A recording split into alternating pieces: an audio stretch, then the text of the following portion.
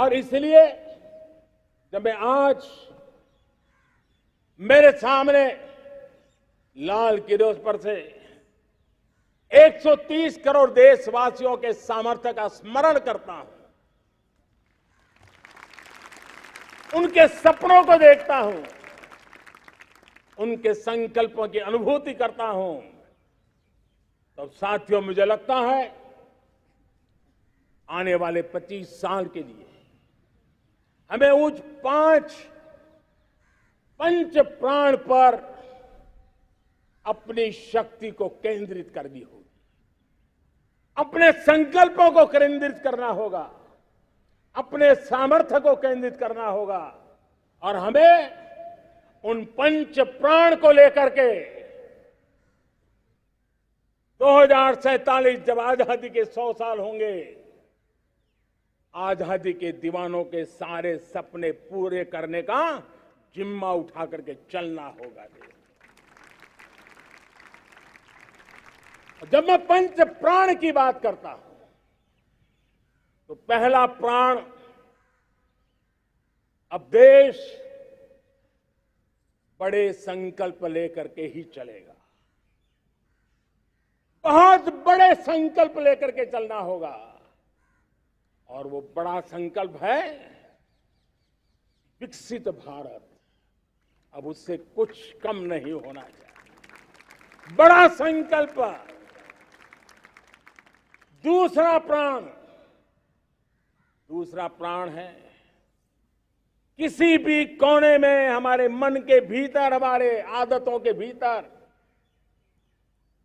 गुलामी का एक भी अंश अगर भी अभी भी है तो उसको किसी भी हालत में बचने नहीं देना। अब 100%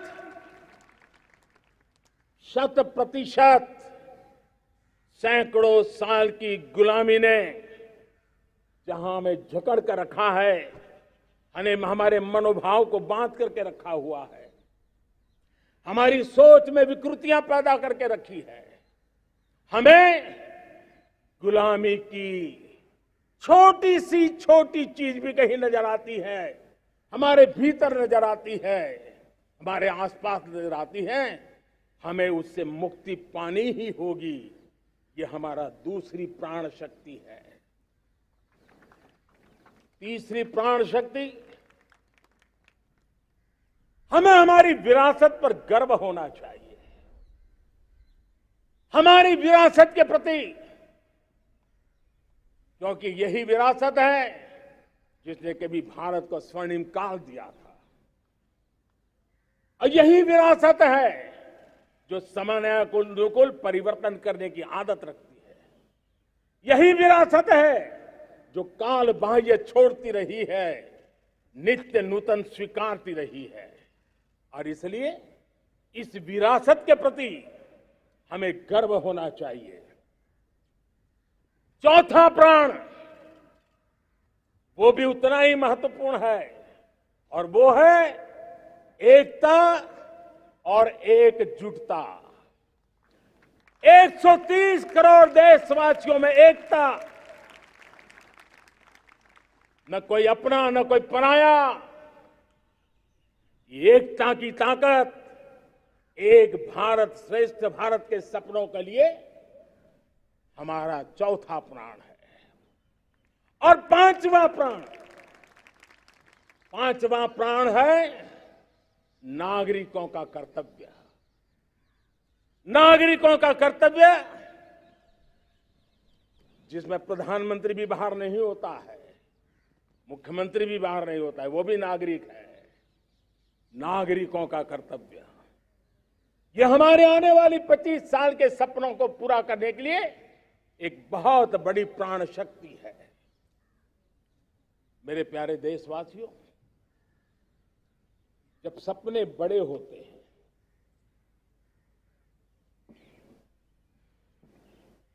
जब संकल्प बड़े होते हैं, तो पुरुषार्थ भी बहुत बड़ा होता है, शक्ति भी बहुत बड़ी मात्रा में जुट जाती है। अब कोई कल्पना कर सकता है कि देश 40-42 के कालखंड को याद कीजिए। देश उठ खड़ा हुआ था।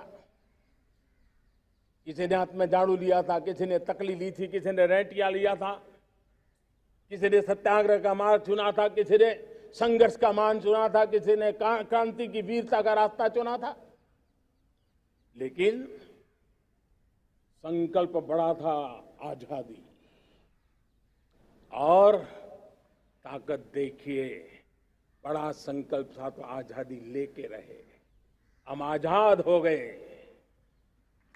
अगर संकल्प छोटा होता, सीमित होता, तो शायद आज भी संघर्ष करने के दिन चालू रहते। लेकिन संकल्प बड़ा था तो हमने हासिल भी किया। मेरे प्यारे देशवासियों, अब आज जब अमृत काल की पहली प्रभात है, तो हमें इस 25 साल में विकसित भारत बना के रहना है, अपनी आंखों के सामने। और जो 20, 22, 25 साल के नौजवान मेरे देश के मेरे सामने हैं, मेरे देश के नौजवानों, जब देश आजादी के 100 साल मनाएगा, तब आप 50-55 के हुए होंगे। मतलब आपके जीवन का ये स्वर्णिम काल, आपकी उम्र के ये 25-30 साल भारत के सपनों को पूरा करने का काल है। आप संकल्प लेकर के मेरे साथ चल पड़िए साथियों। तिरंगे झंडे की शपथ लेकर के चल पड़िए। हम सब पूरी ताकत से लगे आए। बड़ा संकल्प, मेरा देश विकसित देश होगा, डेवलप कंट्री होगा। विकास के हर पैरामीटर में हम मानव केंद्रीय व्यवस्था को विकसित करेंगे।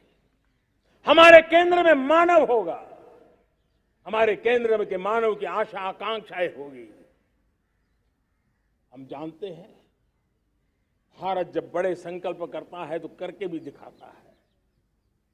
जब मैंने यहां स्वच्छता की बात कही थी मेरे पहले भाषण में, देश चल पड़ा, जिससे जहां हो सका स्वच्छता की ओर आगे बढ़ा और गंदगी के प्रति नफरत एक स्वभाव बनता गया।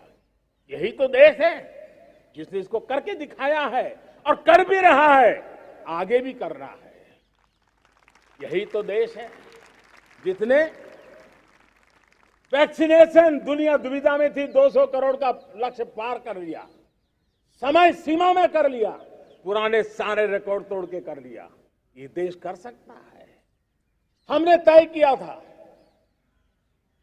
देश को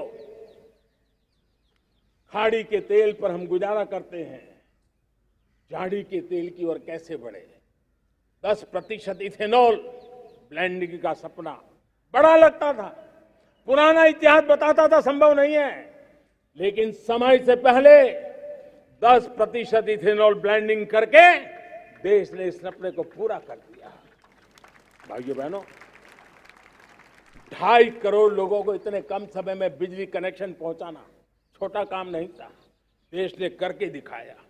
लाखों परिवारों के घर में जल से नल, नल से जल, नल से जल पहुंचाने का काम आज देश तेज गति से कर रहा है। खुले में शौच से मुक्ति भारत के अंदर आज संभव हो पाया है। मेरे प्यारे देशवासियों, अनुभव कहता है कि एक बार हम सब संकल्प लेकर के चल पड़े तो हम निर्धारित लक्ष्यों को पार कर सकते हैं। रिन्यूएबल एनर्जी का लक्ष्य हो, देश में नए मेडिकल कॉलेज बनाने का इरादा हो, डॉक्टरों की तैयारी करवानी हो, हर क्षेत्र में पहले से गति बहुत बड़ी है। और इसलिए मैं कहता हूं, अब आने वाले 25 साल बड़े संकल्प के हो।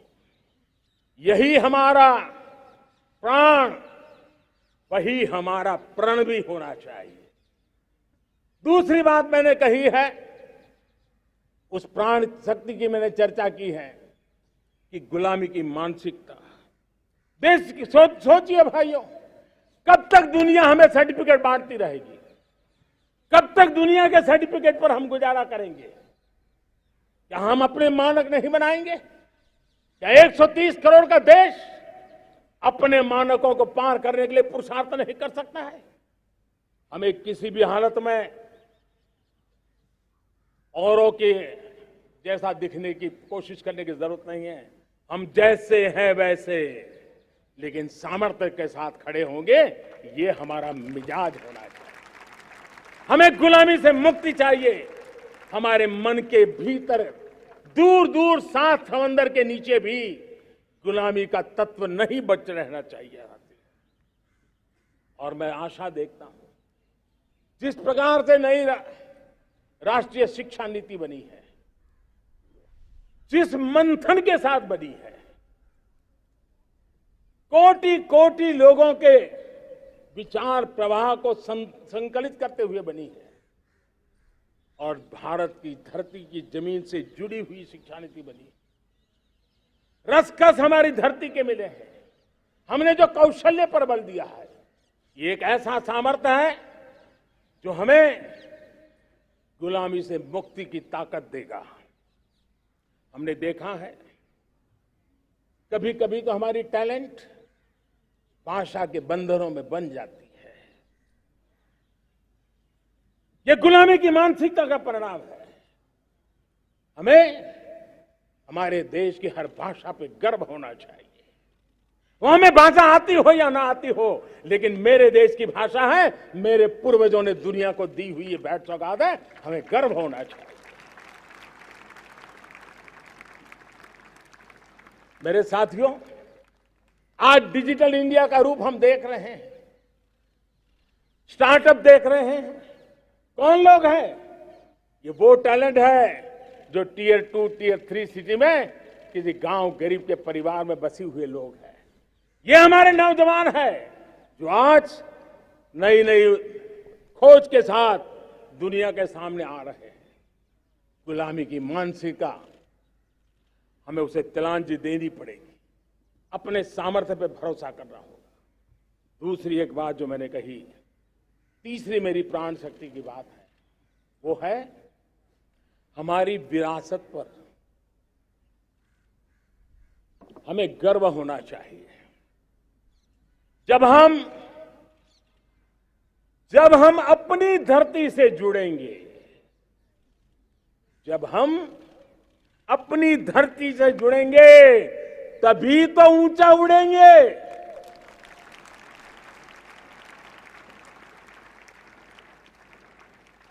और जब हम ऊंचा उड़ेंगे, तो हम विश्व को भी समाधान दे पाएंगे।